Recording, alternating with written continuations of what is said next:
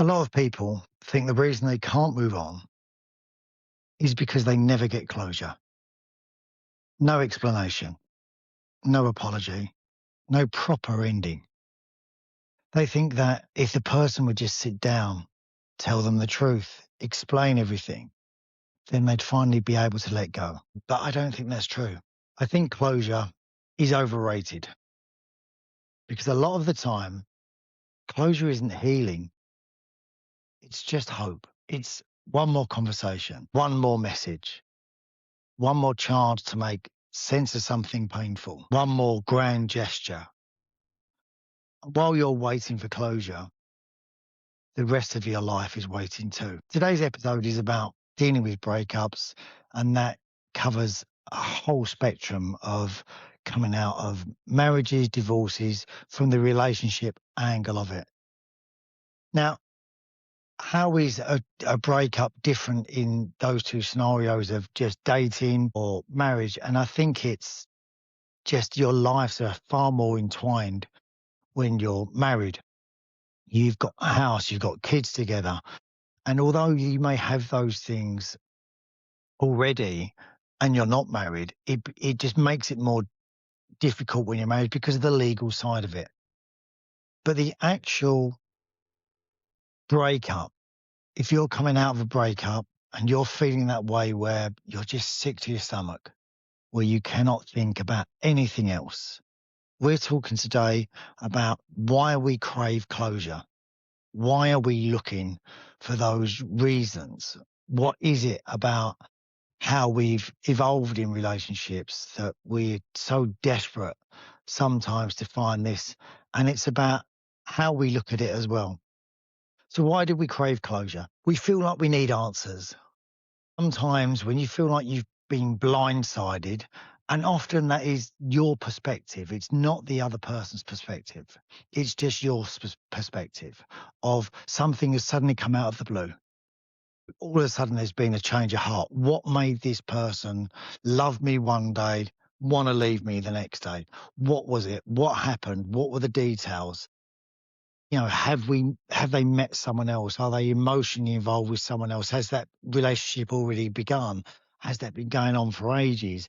We need all of these answers, and we're desperate to find a reason so that we can justify this hurt that we're feeling to ourselves, that's overwhelmed us, that's consuming the rest of our life and just turned it upside down. We want to find a reason for that. We feel like we need justice as well. We feel like we need everything justified, that maybe somehow it wasn't our fault and it's completely the other person's fault. But at the core of it, you do tend to blame yourself more. You tend to sort of, although you might want to hate the other person, you just think, what did I do? What did I do wrong? What was it that I did that changed the dynamic of this relationship? Not tell them I loved them enough. Did I not give them enough time? And the answer is, it could be all of those things. It could be none of those things. But we need to find meaning for ourselves, to justify it to ourselves, that why this has happened, why one day her life seemed so great and it was like Walt Disney, and the next day it's like a bloody horror film that you just can't escape from.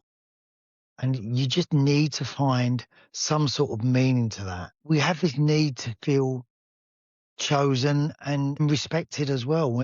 We want to feel the reasons for this hurt that we're feeling now, that we're desperately trying to find the answer to. We want to know that it was for something. At the root of it, especially at first, you're desperately trying to claw back to get it back, get that feeling back, get that person feeling the same way about you, so you can feel the same way about them. Because closure isn't healing. It can just be your hope. What closure often really means is you want the pain undone. You want it to go away. You don't want to feel, you want to feel like you can eat again. You want to feel like you can get up in the morning and everything's where it should be. Everything's in its place. Everything's got its peace. And we want that pain gone. We want that pain undone. And our hope is about We want the other person to change their mind initially. We want them to regret it. They're going to miss me. I want them to miss me. They're going to miss what we had because they're not going to find another me. The truth is, they probably don't need another you. That was the problem. Whatever you two shared together wasn't right for one of you, whether you're the person initiating the breakup or you're the person on the receiving end of the breakup. It wasn't right for one of you, and that's why it may be ending. And because it's ending, you want a different ending.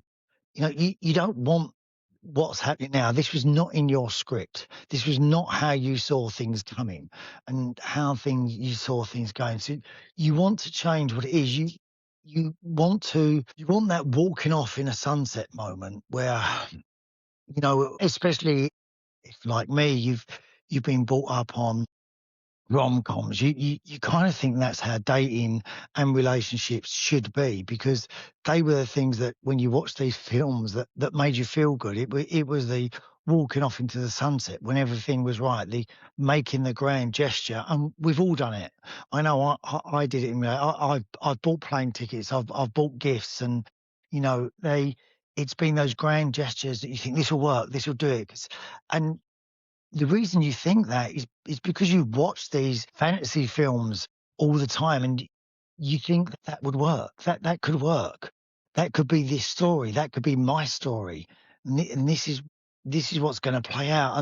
And often the desperation of our efforts are ironically sometimes the things that turn the person and pull them away even more from you. You want a different ending to everything sometimes. When you don't choose your endings, it's very difficult. You want things to go differently. And when they don't go differently, you want to know why that didn't happen. You want to know the reasons why, like why you feel like you're being punished. Why is it always you? Why can't you just have some happiness?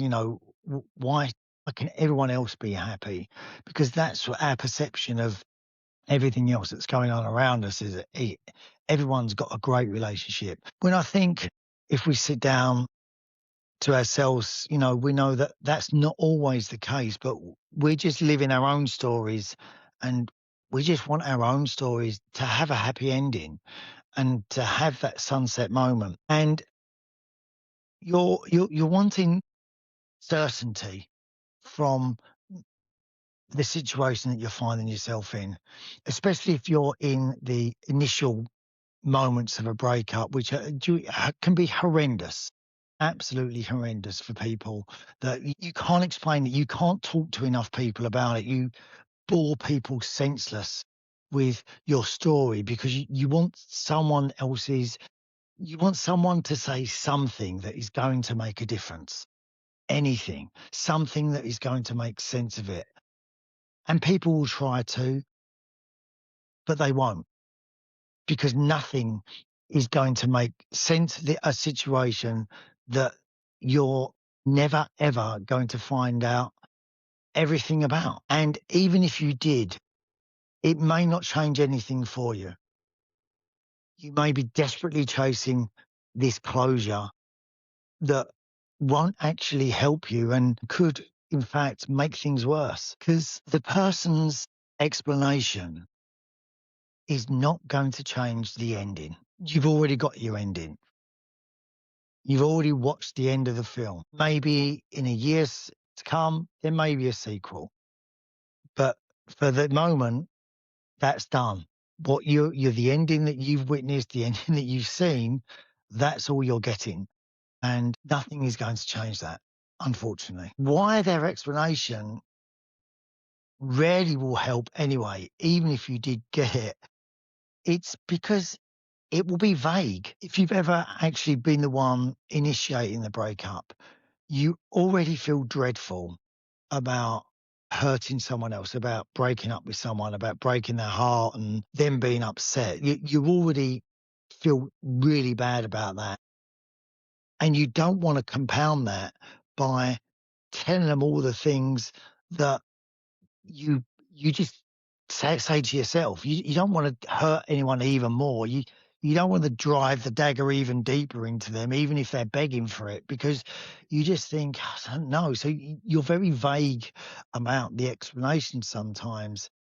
And a lot of the time, because you're vague and you're trying to say it in a nice way because you're desperate to give them their into this, may be dishonest as well. It may be it's not you, it's me. Well, that's not the case. It is obviously me, because if it weren't me, you wouldn't be breaking up.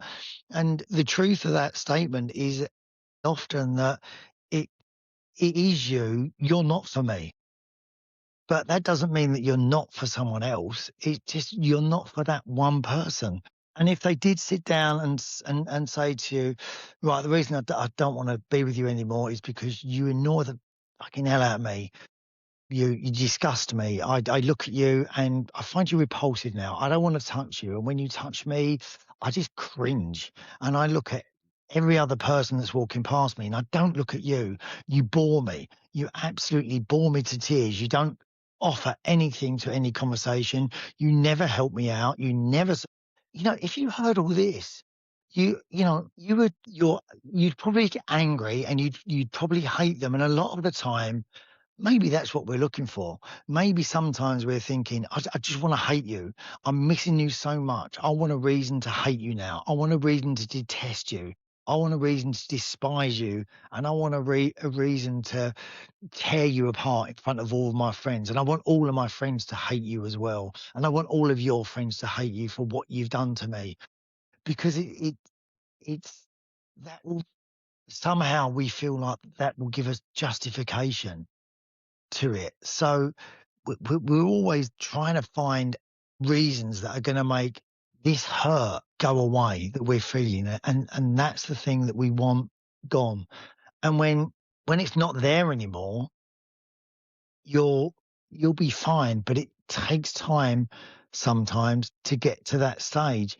And hating the other person may do it, may not do it, but a lot of the time, and I think this is the case with divorce. Lots of divorces turn into hatred a lot of the time of each other, and I think that comes out of the hurt from the relationship, and that just doesn't help anyone.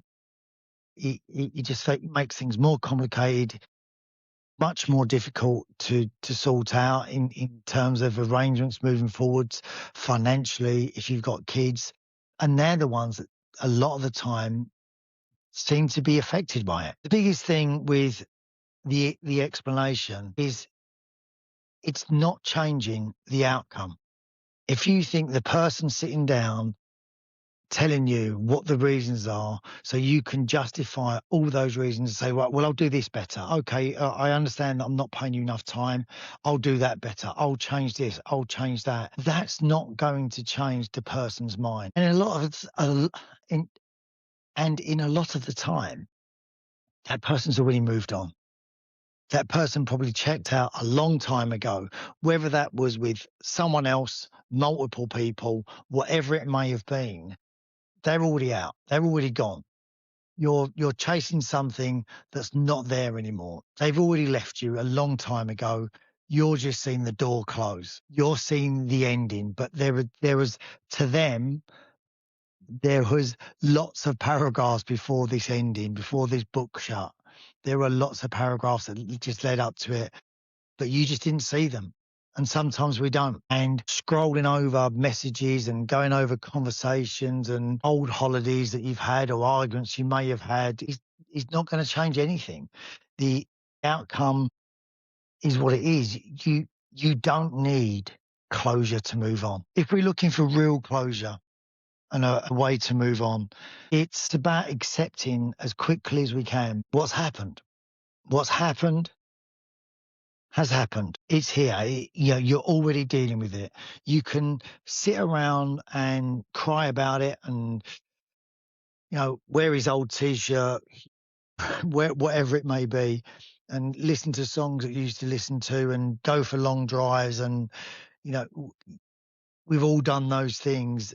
But the sooner you get to the problem and deal with the problem that you're facing, not the other person's made their decision. As soon as you deal with you, you'll get there quicker. And that's That's the most important thing to realize. And lots of the time, what you're grieving is not the other person, it's actually missing loving someone else, having something else in your life that you can give love to. Because lots of the times, I think with relationships, we love the feeling of being loved. But I think for me, it was always that feeling of feeling that way about someone, giving love to someone, wanting to do things for them, feeling like you're a better person because you're with this other person and they make you better because they bring the best things out of you. That, they make you happy, which makes you feel better. It makes you feel like a better person.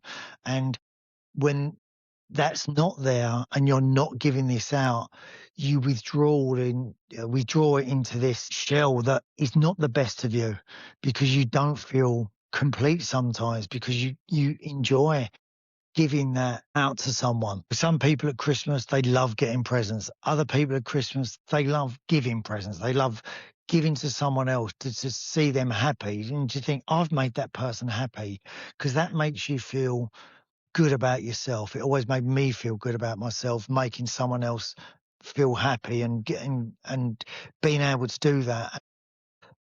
I think for me, that's when I knew I was in a good relationship or a bad relationship for myself, is if I had those feelings.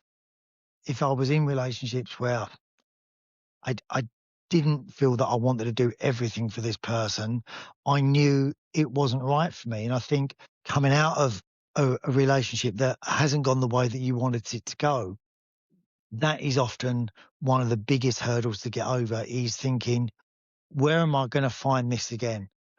Where am I going to find a feeling of love like this for someone else again?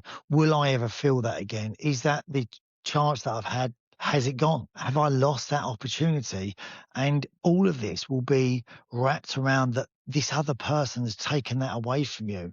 And that's what you're going to be missing. And it's an acceptance of realizing they've chose differently. Everyone deserves the right to be happy. And it's very difficult to accept sometimes that you haven't made this other person happy when you once did.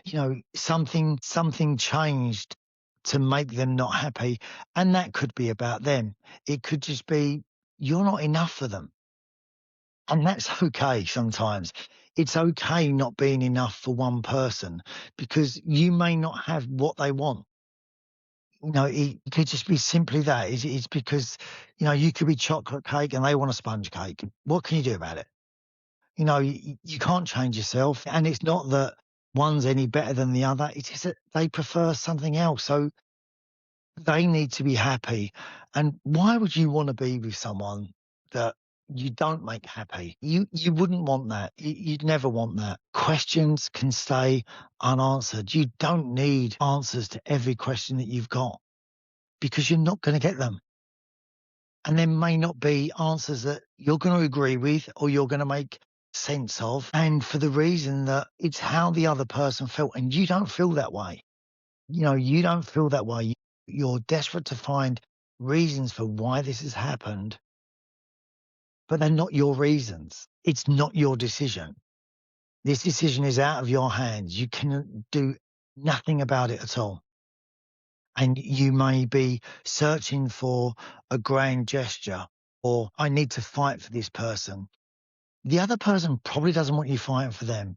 And in fact, the best thing that you can do sometime is just cut it off dead and move away from them in terms of emotionally. Because if they are ever going to miss you, it's not going to be with you chasing them. If they are going to miss you, let them miss you. Just stay away from them. That's the best thing you can do for both of you, because it gives them time to process their decision and realize that they're going to move on in their life without you.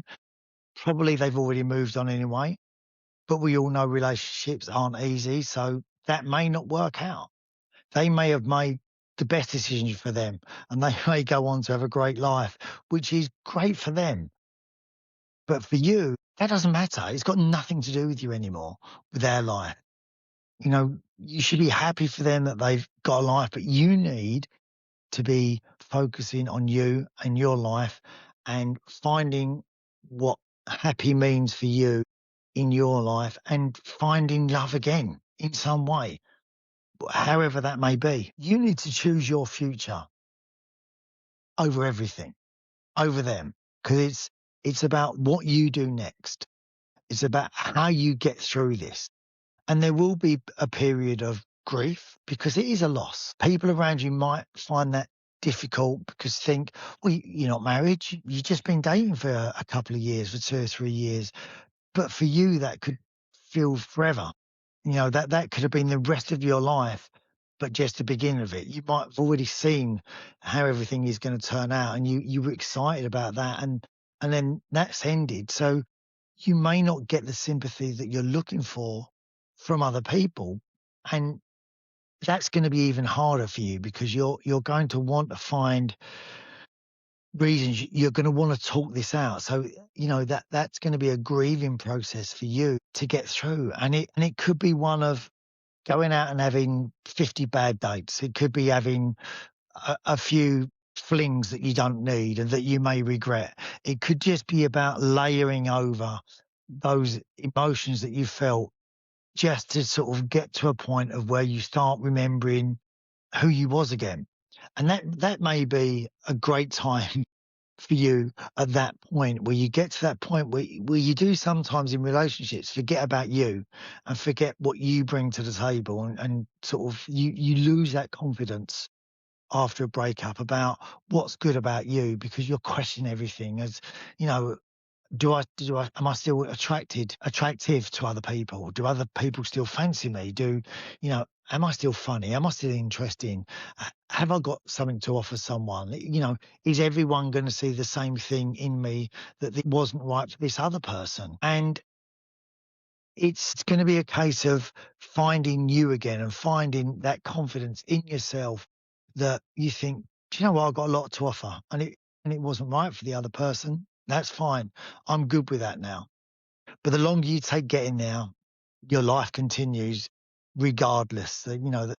Those sands of time are going through that little crack, and you can take a long, long time to get over heartbreak sometimes. And the quicker you can get to the nitty gritty of stuff, the better. You're waiting for closure while your life is waiting for you. It's waiting to move on to the next chapter, a different book, someone else that likes chocolate cake. You need to get to that point as quick as you can. So all of this is about maybe looking at your heartache differently, reframe your heartbreak. You don't need one final talk. I was in a relationship 4 or 5 years ago, I guess now, and it it was over sort of the COVID time, and it didn't work out the way that maybe I wanted it to work out. And when I saw this other person again, they were like, and by that time, I think it was clear it was already over. Now they were like, we need to sit down and talk. And from my experience of years ago of having one heartbreak, I just learned that final talks, grand gestures, all these things are pointless because if the other person's made their decision, they need to get on with that. The final talk is often about them. It's not about you. It's not changing anything. You can sit down for half hour, and what they want to do is they want to sit down for half hour with you and go, look, this was great. I just haven't chosen you. They want to feel better about their decision. They want to feel better about themselves because they're hurting from making that decision anyway because of maybe upsetting you. There might be doubt as well that they've made the wrong decision, but often probably not. But they want to feel better about themselves. So your strongest position is to just go, no, I don't need a final, what is there to talk about? You've made a decision, bottom line, done. And when I learned to do that with a few things, it just became a lot easier to deal with things. It was like, right, done. And just as quick as that.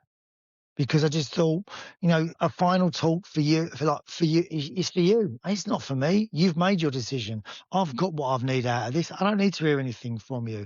I don't need to hear that I'm a wonderful guy and, I'll find someone. I know that. I know I'm a nice guy. I know that I'll find someone. I don't need you telling me that. You've made your decision. Have a great life. Off you go. And then that's done. And also that gives you a little bit more independence in taking control of a situation that's out of your control. That's the part that you can control. You can control your involvement of how this finishes. And, you know, don't give that person the satisfaction of making them feel better. Listen, you've hurt me. You deal with that. I'll deal with me, and off we go.